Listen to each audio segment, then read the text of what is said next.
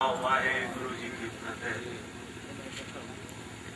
दसम गुरु के रूप में विराजमान श्री गुरु ग्रंथ साहब को बारंबार प्रणाम। मंच पर उपस्थित समस्त संत जनों के चरणों में कोटिशः नमन एवं यहाँ देश विदेश से उपस्थित समस्त संगतों को शुभ आशीर्वाद। एक बार की बात है, अकबर बीरबल से पूछा, गंगा का जल सर्वोत्तम है या जमुना का जल सर्वोत्तम है? बीरबल हाजिर जवाब था। बीरबल ने कहा, महाराज यमुना का जल जो है वो सर्वोत्तम है। तो उसने कहा, तो गंगा में? कहा, महाराज गंगा में तो जल है ही नहीं। पूछा, तो गंगा में है क्या? उसने कहा, गंगा में तो सिर्फ अमृत का वास है, गंगा में जल नहीं, गंगा में सिर्फ अमृत ही अमृत है।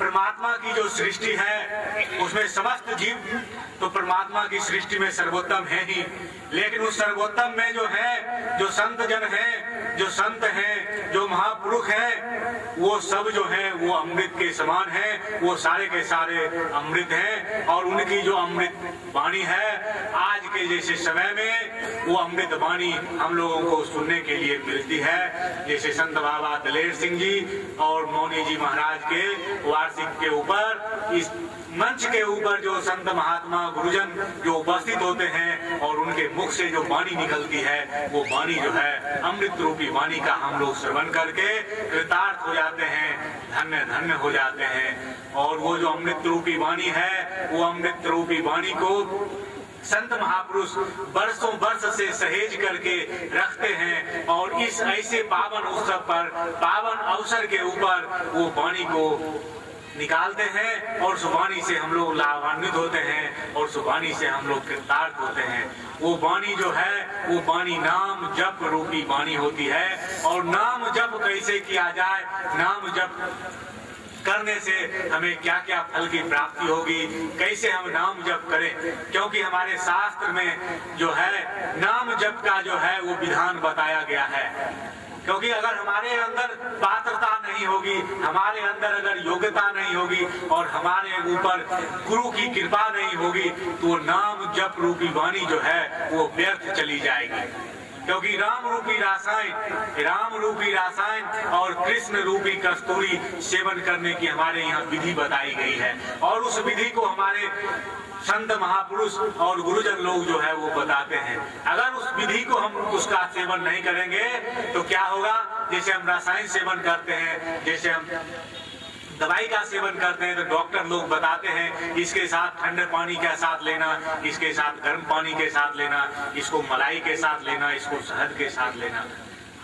वो दवाई तो है, लेकिन उसके साथ अगर ठंडा या गर्म पानी या शहद अगर नहीं मिलेगा तो दवाई जो है वो उसकी असर नहीं होगी। जितनी असर होनी चाहिए, जितना पोटेंशियल उसमें होता है उतना पोटेंशियल नहीं होगा। तो संत महापुरुष जो है वो राम रूपी रासायन और कृष्ण रूपी कस्तूरी सेवन करने की वो विधि बताते हैं।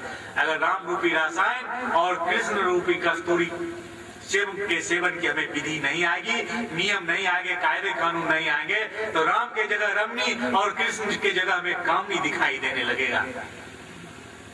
एक ये, और दूसरा वो जो अवसर जो है वो समय, क्योंकि किसी भी कार्य करने के लिए तीन चीज की आवश्यकता होती है, लक्ष्य, पथ और पथ प्रदर्शक। लक्ष्य जो है वो हमारा लक्ष्य जो है वो परमात्मा तक पहुंचना, वो हमारा लक्ष्य है।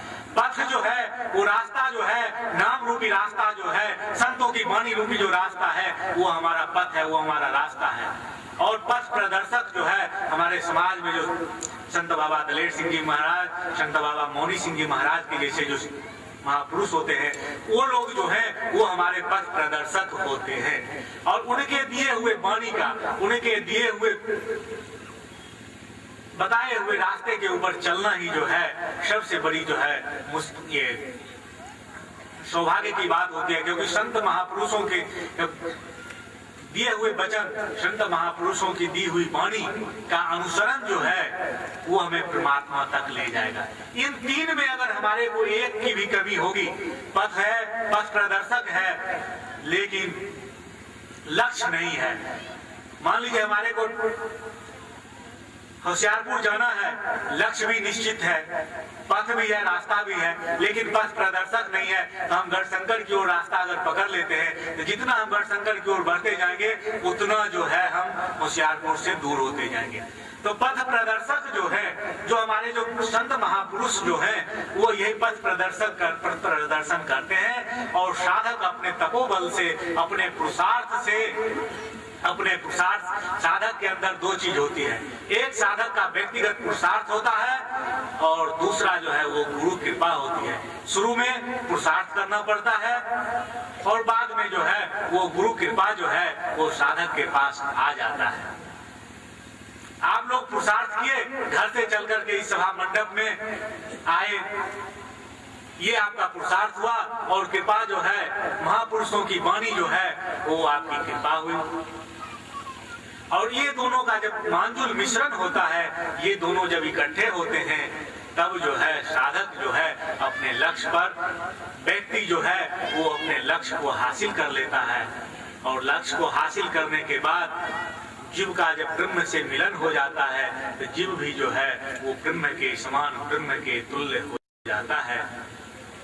तो ये कहा गया है, हमारे शास्त्रकार कहते हैं, रात्रि गमिष्यति भविष्यति सुप्रभातम भास्वानुदेश्यति हसिष्यति, भास्वानुदेश्यति हसिष्यति पंकजचरी इत्थं विचिन्तयन्ते कोशगते दुरेभे हा हन्त हन्त नलिनीं गजोज्जहार रत्नाकरस्य तव गृहं गृहिणी च लक्ष्मी किम देहमस्ति भवतां जगदीश्वराय सीता च गृहिणी मनसा मनसास्ति कृपया गृहिणाम जगदीश्वराय। हमारे वहां पर कहा गया है, हमारे शास्त्रकार कहते हैं, हर एक व्यक्ति ये चिंतन करता है मैं परमात्मा का प्यारा हो जाऊं, मैं परमात्मा के पास जाऊं, मैं परमात्मा के पास जाऊं। ये चिंतन ही हम करते रह जाते हैं। और ऐसा अवसर में कभी कभी उपस्थित होता है जब संतों की वाणी मिले। ये चिंतन करते करते क्या होता है, रात्रि गमिष्यति, रात बीत जाएगी, भविष्यति सुप्रभातम, सुबह होएगा। ऐसा कौन चिंतन करता है? कमल के कोष के अंदर जो भौरा शाम में कैद हो जाता है, एक बूंद मधु के कारण जो भौरा पूरी रात कमल के कोष में, कमल के पंखुड़ी के अंदर कैद है, वो चिंतन कर रहा है रात बीतेगी, सुबह होएगा, कमल की पंखुड़ियां खिलेंगी और हम इससे निकल जाएंगे, इस कैद से मुक्त हो जाएंगे। जो भौरा कठिन से कठिन लकड़ी को काट सकता है, वो एक बूंद मधु के कारण वो कोष के अंदर, वो कमल के अंदर वो कैद है। तो ऐसे ही हम सांसारिक जो मानव हैं, वो एक क्षण की खुशी के लिए अपने सारे समर्थ को, सारे समय को हम बिता रहे हैं और एक बूंद की खुशी, एक क्षण की खुशी के लिए समस्त जीवन को हम बेकार करते हैं, व्यर्थ कर देते हैं।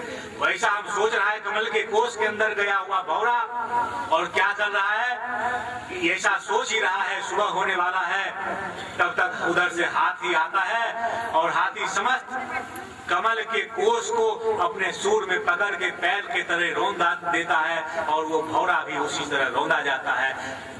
इसी को बड़े अच्छे शब्दों में स्वामी राम सुखदास जी कहते हैं, संसार सिंधु रूपाश्च मानी, संसार सिंधु रूपाश्च जंजालो जाल रूपाश्च काल रूपाश्च दीव्रा, संसार सिंधु रूपाश्च मीन रूपाश्च मानवा जंजालो जाल रूपाश्च काल रूपाश्च दीव्रा। ये संसार जो है वो समुद्र के समान है, संसार सिंधु रूपाश्च मीन रूपाश्च मानवा, और ये मानव जो है वो मछली के समान है, जंजालो जाल रूपाश्च, और ये जो जंजाल है वो जाल के समान है, काल रूपाश्च धीवरा, और मछुआरे जो हैं वो काल के समान हैं और इस जीव को अपने जाल में फंसा करके ले जाते हैं। तो मानव क्या सोच रहा है, रत्नाकरस्य तव गृहम्, वो भक्त जो है वो भगवान से प्रार्थना करता है, रत्नाकरस्य गृहम्, हे प्रभु आपका घर जो है रत्नाकर है। रत्नाकर समुद्र को कहा गया है और रत्नाकर जो है जहाँ पर रत्न को रखा जाता है या रत्नों के जो स्वामी होते हैं उसे रत्नाकर कहा जाता है। रत्नाकरस्य तव गृहम् गृहिणी च लक्ष्मी, और कहा हे प्रभु आपकी गृहिणी, आपकी जो घरवाली है, आपकी जो पत्नी है वो साक्षात लक्ष्मी है।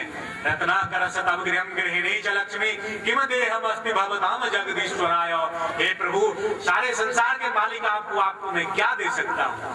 तब तो भगवान से निवेदन कर रहा है, प्रभु मैं आपको क्या दे सकता हूँ। तो भगवान चुप है। तो भक्त कहता है प्रभु एक चीज आपके पास नहीं है, कहा प्रभु कहते हैं, परमात्मा कहते हैं क्या?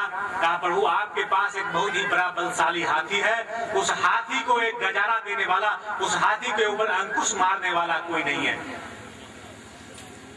कहा वो कौन सा हाथी है? बताओ भाई, वैसी हाथी तो मेरे को चाहिए।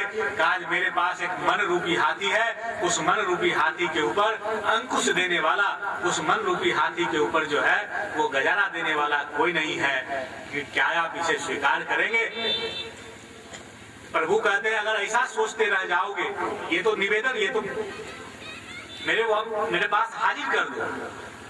अगर ऐसा सोचते रह जाएगा, ऐसा समय आएगा मैं गुरु धारण करूंगा, मैं संत की वाणी सुनूंगा, तो उसकी सारी जीवन जो है सो व्यर्थ चली जाएगी।